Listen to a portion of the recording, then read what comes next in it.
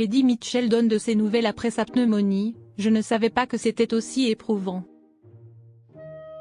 Vendredi 29 novembre, Eddie Mitchell dévoile son 40e album studio, Amigos.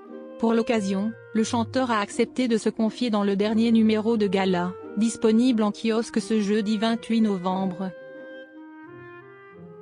Après avoir interrompu la promotion de son nouvel album fin octobre, Eddie Mitchell est finalement de retour. En effet, le chanteur a rencontré quelques soucis de santé récemment. Souffrant d'une pneumonie, il a préféré tout mettre en pause le temps de guérir et de se reposer.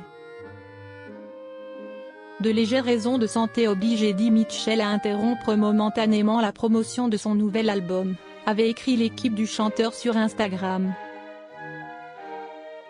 La sortie de l'album Amigos, qui était initialement prévue le 8 novembre, a donc été décalée au vendredi 29 novembre.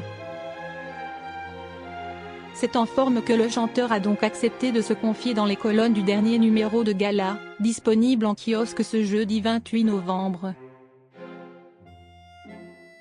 Avant d'évoquer son 40e opus conçu en collaboration avec Alain Souchon, William Scheller, Sanseverino, Alain Chamfort ou encore Pascal Obispo, il était important de lui demander « Comment allez-vous ? » « Ça va. J'ai eu une pneumonie et, franchement, je ne savais pas que c'était aussi éprouvant », avoue l'ami de Johnny Hallyday. On tousse, on est nauséeux. C'est charmant, vraiment. Malgré des semaines compliquées au niveau de sa santé, Eddie Mitchell ne semble pas avoir perdu son sens de l'humour. Eddie Mitchell et ses addictions, cet ultimatum que sa femme lui a posé. Dimanche 24 novembre, Eddie Mitchell était l'invité du portrait de la semaine dans l'émission 7 à 8. Face aux caméras de TF1, le chanteur a accepté de se confier sans tabou sur ses excès comme l'alcool, le tabac, ou encore les jeux d'argent.